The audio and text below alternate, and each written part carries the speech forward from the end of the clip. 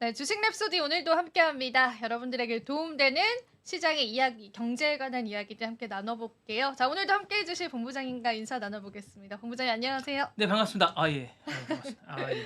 네, 오늘도 저희가 다양한 이야기를 나눠보면 좋을 것 같은데요. 네, 일단 저도 이건 헤드라인으로 봤어요. 네. TSMC 이제 반도체 중국 쪽에다가 주지 않겠다. 네, 네, 네, 그런 네. 헤드라인들이 오늘 좀 시장에 굉장히 뜨거운 화두였는데 관련해서 좀 내용 먼저 들어볼까요? 일단 중국에 주지 말라고 미 음, 상무부가 얘기를 했습니다. 관련된 게 이제 음, 제가 볼 때는 이제 그 전에 그 어센트에 이제 그 발견되지 않았습니까? 요 관련해서 음, 이제 기본적으로 이제 공식적으로 이제 미 상무부에서 이거에 음, 대해서 납품하지 마라, 주지 음. 말아라고 이제 나온 거고요. 그래서 이제 주지 않기로 하기로 했고, 이래서 이제 앞으로 하웨이 쪽에서는 절대 이걸 받지 못하게 된 결과가 나온 것 같습니다.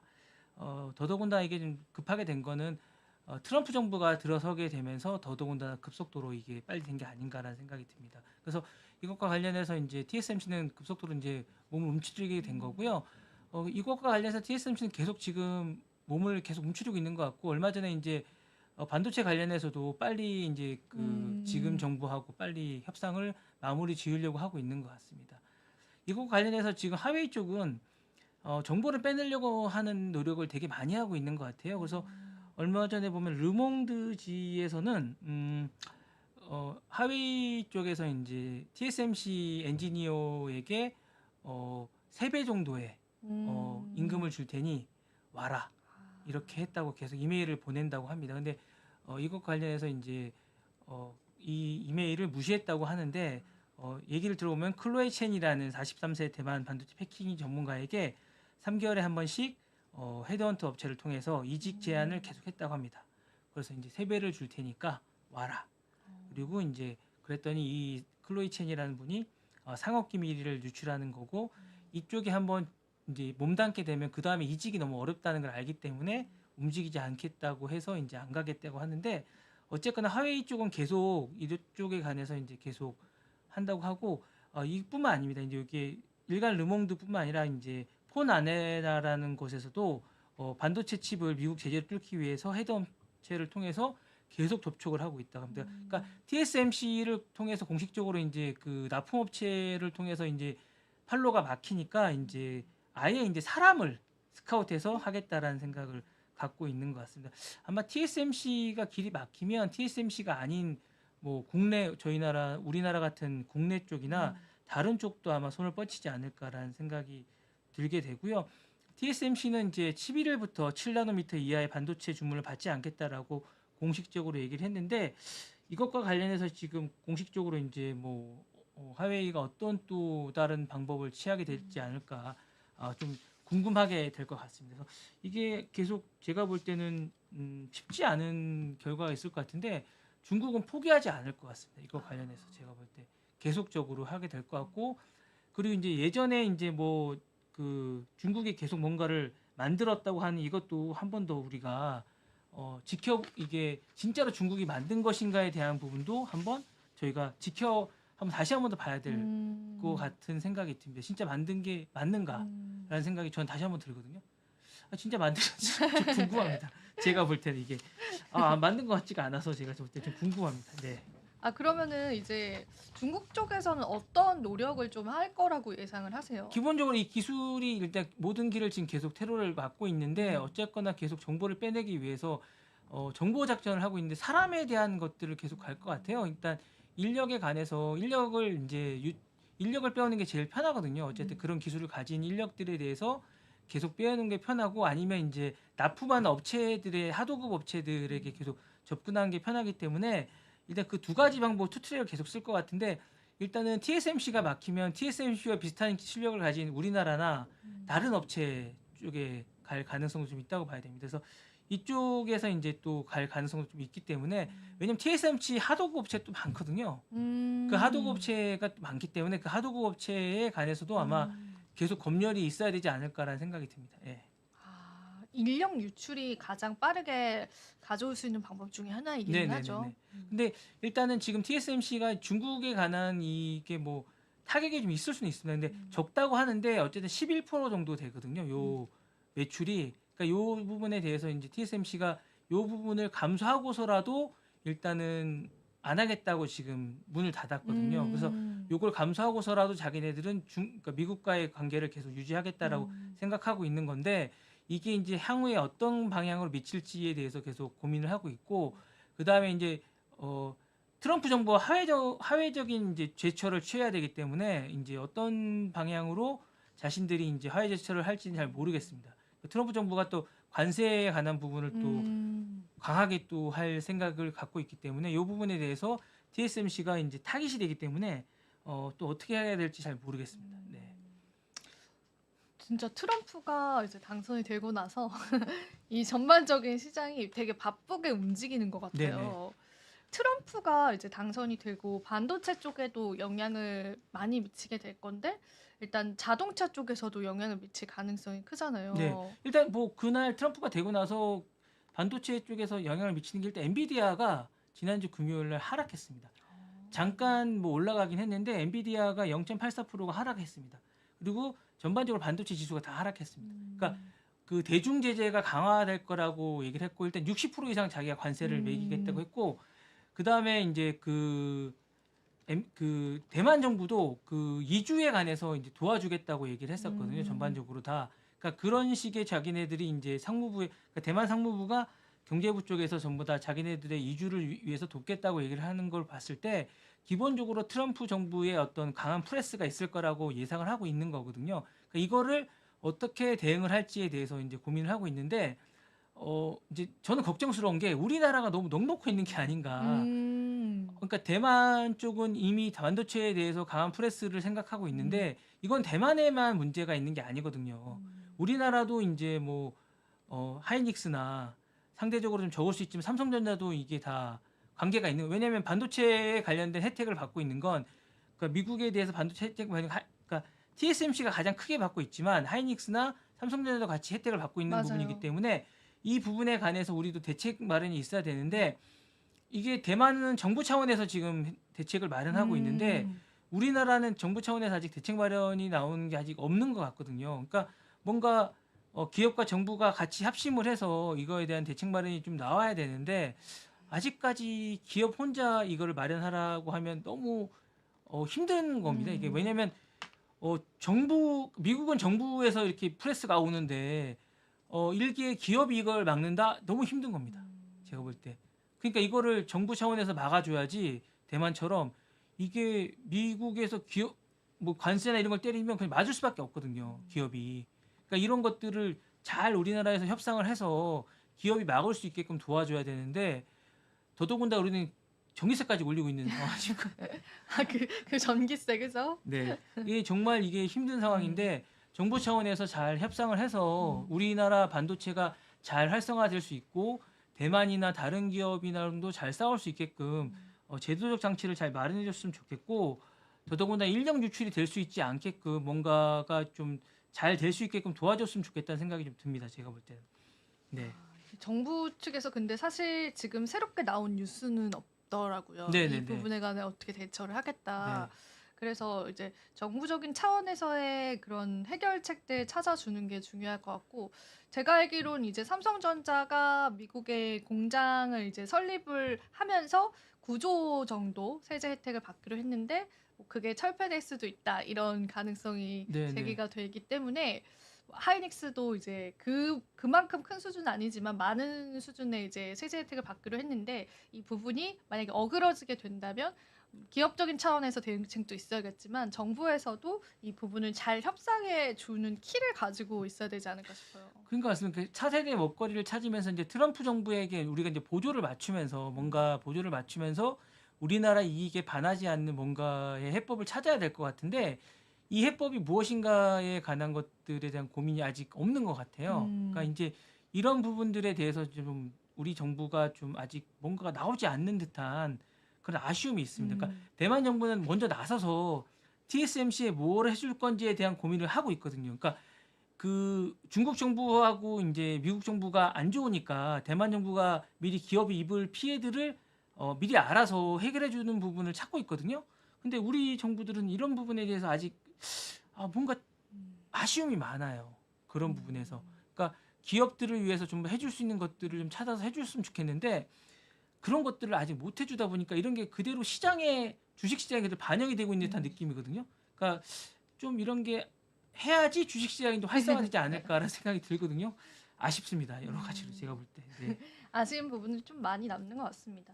일단은 뭐 TSMC 사례만 보더라도 이제 반도체 산업적인 업황의 변화가 조금씩 네. 보여지고 있고 실제로 1월에 이제 행정부가 출범이 되면서 정책적인 것들을 해 나갈 거고 지금 제가 그 외신 쪽으로 최신 뉴스를 확인해 보니까 한 5석 정도만 얻으면 이제 트럼프가 하원에서도 과반수 이상의 공화당이 차지를 하게 된다라고 하니까 상하원을 다 장악했을 때 본인이 이야기했던 이런 정책적인 기조들이 브레이크 없이 빠르게 샥샥 일어날 수 있다라는 그런 가능성들도 여러분들 같이 염두를 해보시면서 저희랑 같이 시장 대응해 보시면 좋을 것 같고요. 그리고 또 저희 무슨 이야기 한번 나눠볼까요? 이제 뭐 지금 뭐 모든 이야기가 제가 볼 때 비트코인으로 다 맞아요. 되고 있는 것 같은데 제가 오늘 비트코인 중에 그 특이했던 건 부탄이란 나라. 네, 이 부탄이란 나라가 사실은 행복의 나라 아닙니까? 맞아요. 이 행복의 나라가 이제 더 행복해지고 있다는 원래 관광으로 먹고 사는 나라였는데 이 코로나 때문에 관광 산업이 한동안 이제 그 힘들어졌는데 이 나라가 비트코인이라는 걸로 돌파구를 찾았다고 합니다. 주목할 점은 이 비트코인이 5천 달러일 때 이 채굴을 시작했는데 지금 8만 달러 넘어섰다고 합니다. 근데 1,000개 비트코인을 최근에 이체한 걸로 밝혀졌다고 합니다. 그래서 이익 실현을 했다고 하는데요. 이 주 수입원으로 이제 이걸 참고 있다고 하는데 이게 1,000개면 얼마 정도 됩니까 지금? 1,000개면요? 네. 저 계산이 안 되는 지금 하나에 1억 1,000만 원이니까 네, 곱하기 1,000개를 하시면은 뭐 1,000억 정도 되는 건가요? 아니요. 그 정도보다 더 높을 것 같은데요. 네, 어쨌든 네. 이걸 이체를 최근에 이익 실현을 했다고 하는데 이게 정말 계속 채굴을 하고 있다고 하는데요. 어쨌든 이거를 수익 모델로 해서 전체 자기네 GDP의 3분의 1 정도를 비트코인을 보유하고 있다고 합니다. 10억 달러 정도 보유하고 있는 걸로 알려져 있다고 하는데 어쨌든 이거 수익 모델을 이걸로 이제 잡았다고 해요. 어쨌든 부탄이 이걸로 이제 비트코인 왕국으로 주목받고 있다고 하는데 눈길을 끌고 있다고 하는데 또 저희가 이제 비트코인의 여왕인 우리 이지영 아나운서 있지 않습니까? 그래서 이 얘기를 좀 잠깐 마이크를 돌리자면 이제 어떤지. 네. 저한테 이렇게 시간을 많이 주시다니. 네. 부탄에 관해서요?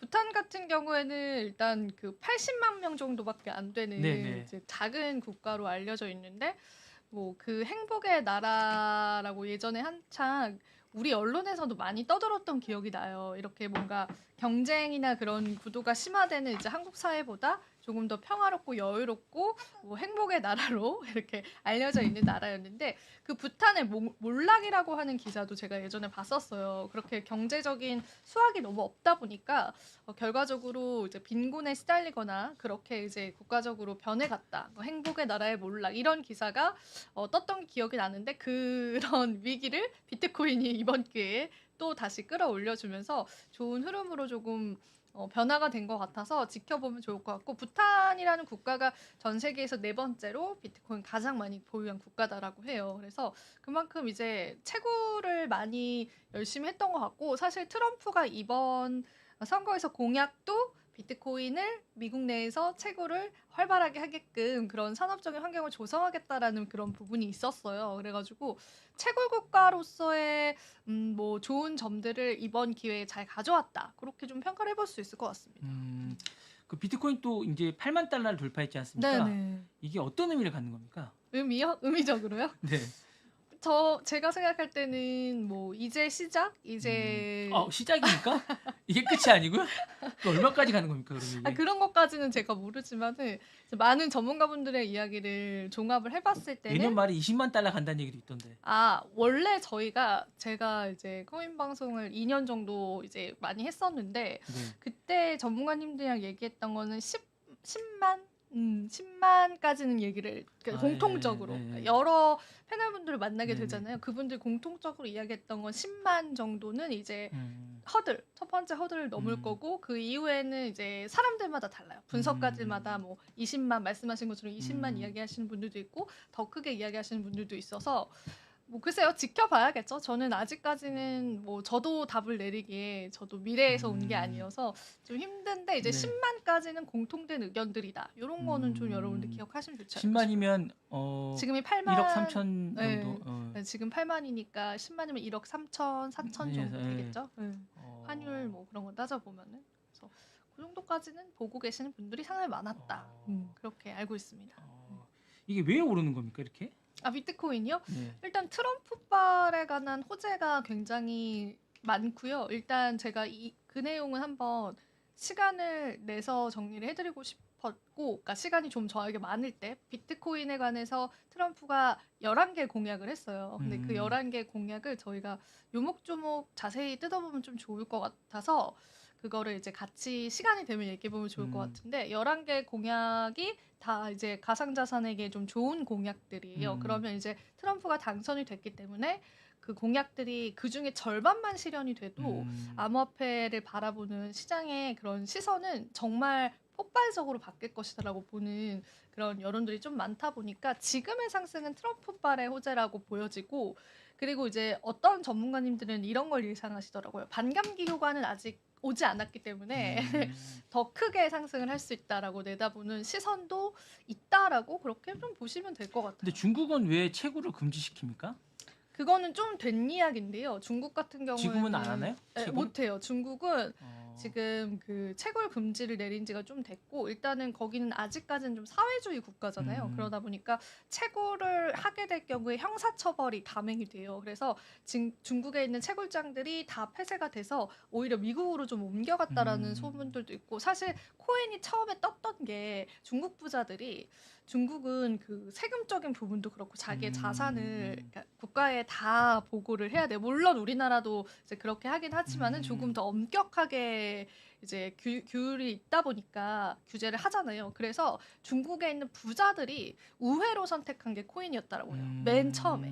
그러니까 내가 이제 돈이 이렇게 많은데 이거를 중국 정부한테 전부 다 신고를 하면은 거기에 따른 세금을 많이 띄어가 버리니까 그거 대신에 우회로 선택을 했던 게 이제 암호화폐 쪽 자산으로 돌려놓았던 거죠. 그래서 그때 사실 중국 분들의 영향도 있어요. 심지어 지금 세계에서 가장 큰 거래소를 설립했던 분이 중국 분이시기도 하거든요. 그래서 중국과 암호화폐도 사실은 좀 떼어놓을 수 없는 관계 중에 하나인데 일단 국가적인 차원에서는 지금 금지를 했습니다. 그래서 거기에 잘못 걸리면은 형사처벌까지 받을 수 있다라고 합니다. 그래서 안 풀어줄 것 같아요. 제 생각에는 계속되는 어떤 그런 게 있지 않을까? 근데 뭔가? 중국이 하지 않는데도 돈이 그렇게 많이 몰린다는 겁니까 지금? 돈이? 그쵸. 그리고 이제 중국 분들도 우회적으로 할 수 있다고 해요. 그래서 우회적으로 돌려서 이제 거래를 하시는 분들도 있다고 하고 중국 투자자가 빠져나가는 게 사실은 코인 시장에서 리스크 중에 하나이긴 했었는데 그런 것들을 이제 비트코인 ETF 현물이 승인이 되면서 굉장히 많은 이제 미국 투자자들이 간접적으로도 유입이 되고 있고 그리고 이제 그 비트코인 ETF를 운용하는 운용사 분들도 현물을 사셔야 되기 때문에 그 현물 시장에서의 기관 매집도 되고 있고 그래서 여러 가지로 봤을 때는 수급적으로는 좀 좋죠 지금은. 그래서 이런 열광이 언제 이제 시작일지 과연 아니면 이게 끝물일지 같이 좀 지켜보면 좋을 것 같아요. 막상 투자는 무서워서 많이 못 하겠더라고요. 그러니까요. 민코인은 어떻게 됩니까? 민코인도 많이 그러면은 제가 브리핑을 한번 그럼 해볼까요? 네. 브리핑에 안 그래도 이제 민코인 이야기가 있어가지고 네. 오늘 브리핑을 한번 해주시죠. 한번 해보도록 할게요. 그래서 오늘은 이제 제가 준비한 자료를 보면 일단은 전체 시가총액의 금이 또 1등이네요. 금은 그냥 항상 이제 따라갈 수 변하지 없군요. 않는 1등이다라고 보시면 되고 지금 실버랑 격차가 크게 많이 나지 않아요. 그래서 근데 실버도 최근에 강했었던 게 있어서 이제 실버를 뛰어넘느냐 8위로 등극하느냐가 사실은 좀 중요할 것 같고 밑에 메타랑 그다음에 TSMC 요렇게 테슬라 요렇게 있고 시총 자체는 좀 많이 늘었고 제가 요거보다는 요 페이지를 좀 먼저 보여드릴게요. 금이 좀 많이 떨어졌네요. 그래도 금이요? 금이 일단 아직 안 떨어졌어요. 그렇게까지 떨어지진 않았고 지금 차트 보시면 살짝 조정인데 0.59% 정도. 그래서 아직까지는 그래도 그 상승 밴드에 있다고 보시면 되고 여기 이게 보시면은 크립토 공포 탐욕 지수라고 하는 게 있어요. 그게 뭐예요?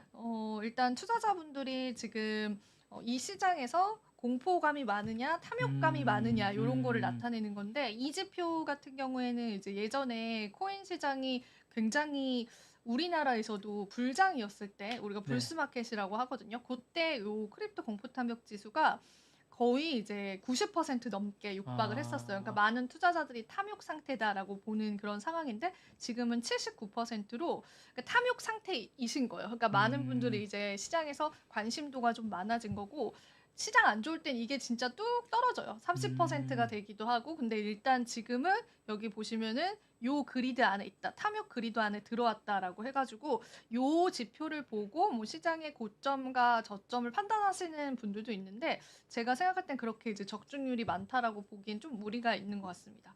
그리고 전반적인 시장의 마켓캡이라고 해서 시장 전체 규모도 최근 들어서 굉장히 많이 커져가고 있고 지금 비트코인이 8만 말하는 순간 또 8만 1,000달러가 이제 돌파가 됐습니다, 여러분. 8만 1,000달러. 그 여기 보시면 최고가가 지금 8만 1,700달러가 최고가인 것 같아요. 8만 1,800달러 정도. 근데 지금은 살짝 조정받고 있죠. 그래서 이러고 있는 상황이고 그리고 보시면은 우리가 기대하는 거는 이제 비트코인이 고점을 찍고 나서 알트코인 랠리들이 오는데 그 알트코인 랠리가 언제 오냐가 많이들 궁금해하시는데 이더리움에 한해서는 이미 가격 시세가 일주일 기준으로 보면 비트코인보다 훨씬 많습니다. 그래서 이더리움 쪽에도 탄력이 지금 많이 나와 있는 상황이라 아마 많은 투자자분들이 알트코인으로 이제 바톤 터치되는 순간들을 좀 궁금해하실 텐데 그 부분은 제가 조금만 더 공부를 해보겠습니다. 그리고 여기 보시면 도지코인이 일주일 동안 85%나 올랐습니다. 비트보다 더 많이 오르는 수치인 거죠. 그래서 오늘 또 준비한 자료들 같이 한번 볼 텐데 여기 보시면은 일단 도지부터 이야기를 해볼게요. 3년 만에 최고가를 기록을 했고 리플을 제치고 이제 시총 6위로 올라서기도 했습니다. 리플을 어떻게 제칠 수 있죠? 저는 그게 신기한데요. 리플을 제치고 이제 시총 6위로 등극을 했고 실제로 이거에 관해서는 이제 전문가분들의 분석을 보면은 그러니까 일론 머스크발 호재다. 그러니까요. 워낙 일론 머스크가 도지코인을 좋아했고 일론 머스크가 도지코인에 관해서 발언을 했었던 거는 내 아들에게 도지코인을 물려주겠다. 이런 이야기도 했었고 재산으로 물려주겠다. 그리고 도지코인으로 그 결제 시스템을 도입하겠다. 이런 뉘앙스의 이야기들도 했었어요. 근데 실제로 최근에 그 대선을 앞두고는 도지코인에 관한 직접적인 발언은 제가 알기로는 없었다는 걸로 알고 있는데 이제 그럼에도 불구하고 도지 파파이기 때문에 같이 이렇게 비트코인보다 더 많이 올랐다고 보면 되고요.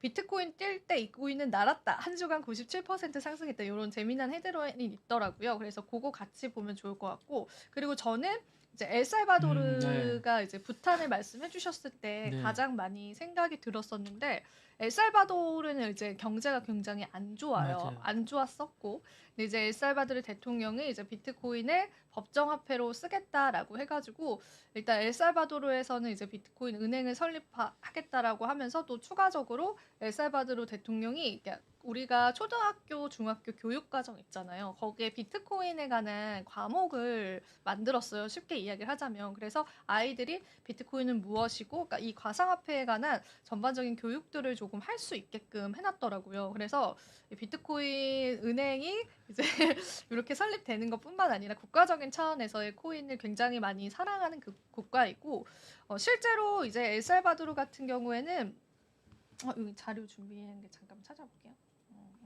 여기 보시면은 비트코인을 최초로 법정 화폐로 도입을 한 중남미의 소국 엘살바도르 국가 같은 경우에는 일단 10일 기준으로 비트코인 약 5,300개를 보유 중인 것으로 알려져 있습니다. 이게 한 4억 2,600만 달러니까 한화로 하면은 이제 5천억 원 정도인데 제가 알기로 3월 올 초에 집계됐을 때가 70% 수익률이었거든요. 근데 이제 아마 지금은 100% 수익률 넘었을 거예요. 그래서 국가의 어떤 곡간이 지금은 비트코인 덕분에 좀 많이 늘었다라고 그렇게 보시면 되고 근데 이제 뭐 사실 법정화폐로 사용을 하기에는 제 개인적인 생각으로는 여러 가지 좀 리스크들도 있을 것 같아요. 왜냐하면 변동성이 있기 때문에 그걸 화폐로 사용한다라는 게 어떻게 그 문제들을 풀어갈지는 저희가 같이 고민을 해봐야 될 것 같고 그리고 일단 지금 여러 가지 헤드라인들을 좀 가지고 왔는데 여기서 하나 조정을 나타내는 그 내용이 있었습니다. 기관의 숏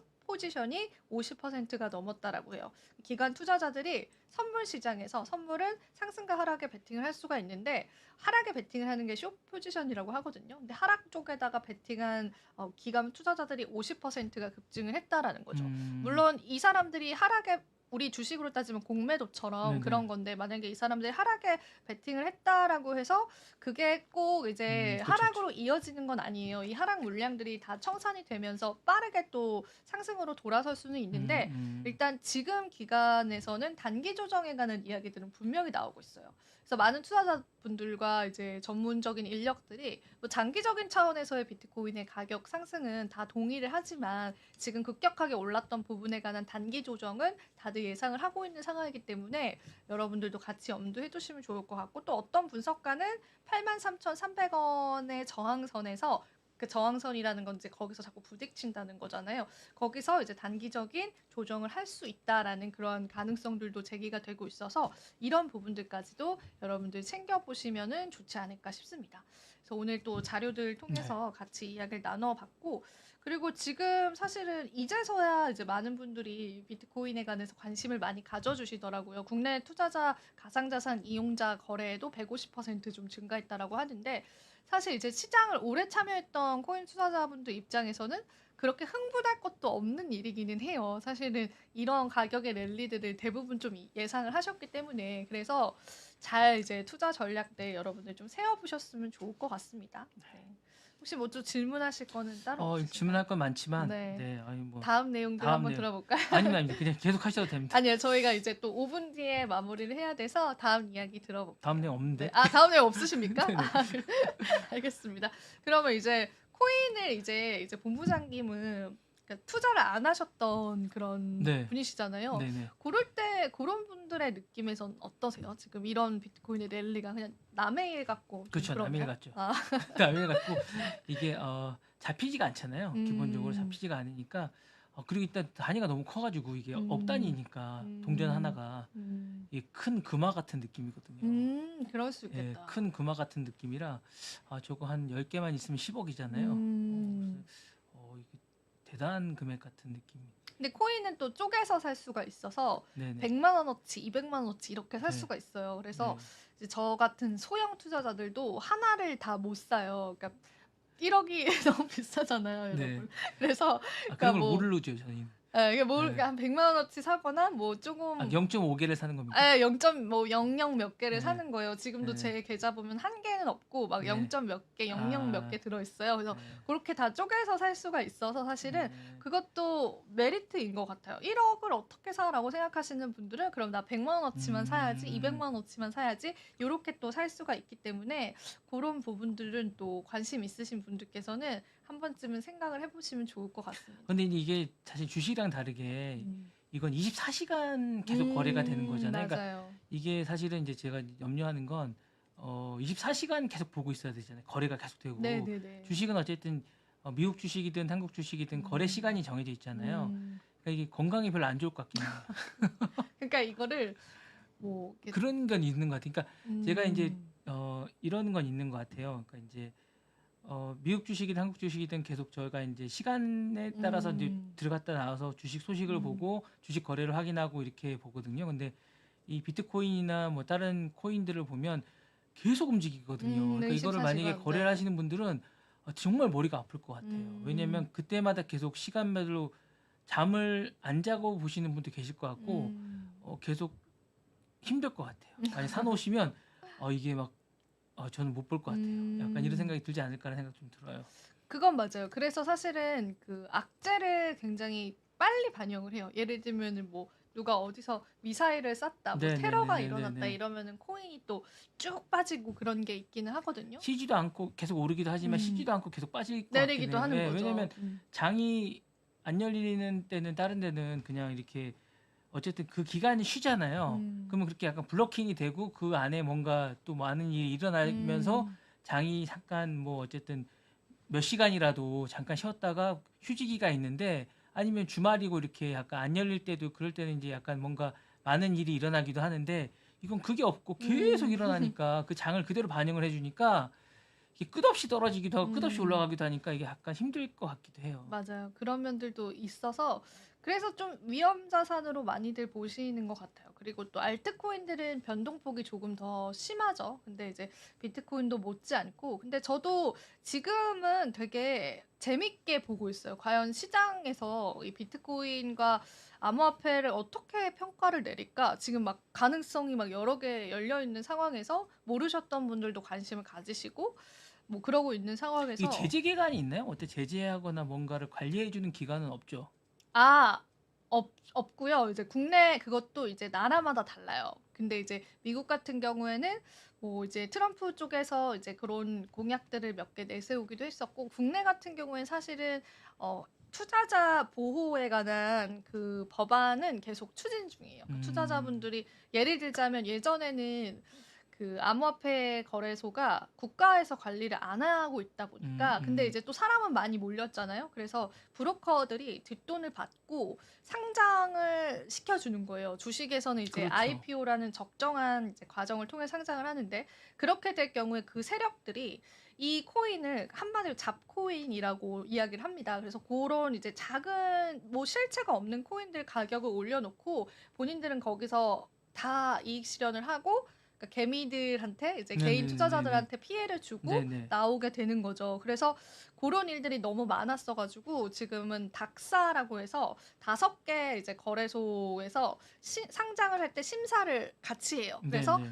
그 정도의 법 사실은. 근데 아직은 제로 베이스예요. 그래서 국가적인 차원에서는 좀 제로 베이스여가지고 이것도 사실은 우리가 빨리 이제 만들어야 되는 법이긴 한데 국내는 사실 이제 가상자산법에 관해서 일단 가상자산에 관한 이미지 자체가 여론들이 너무 이제 안 좋게 그러니까요. 형성을 해냈잖아요. 그리고 뭐 너무 사건이 많이 나다 예, 보니까 그거 관리 맞아요. 코인 사건이 너무 많이 나다 보니까 조심해야 될 것 같아요. 근데 또 웃긴 거는 예전에 이제 국가에서 압수했던 비트코인이 있대요. 근데 네. 그게 또 엄청 수익 중이라 네네. 또 국가의 또 세수가 아, 늘어버리는 예, 예. 그런 효과도 같이 누리고 있다라고 그거는 합니다. 한번 재밌네요. 한번 네. 누가 알아봤으면 좋겠네요. 누가 알아볼까요? 저 아닙니까? 얼마인지 네. 알아봤으면 좋겠네요. 네, 그렇습니다. 그래서 그런 부분들까지도 같이 네, 우리가 네. 생각을 해보면 좋을 것 같고요. 자, 오늘도 네. 저희가 이제 약속된 시간이 돼서 한번 물러가 보도록 하겠습니다. 저희는 다음 시간에 또 찾아뵙도록 할게요, 여러분. 안녕. 안녕히 계십시오. 네.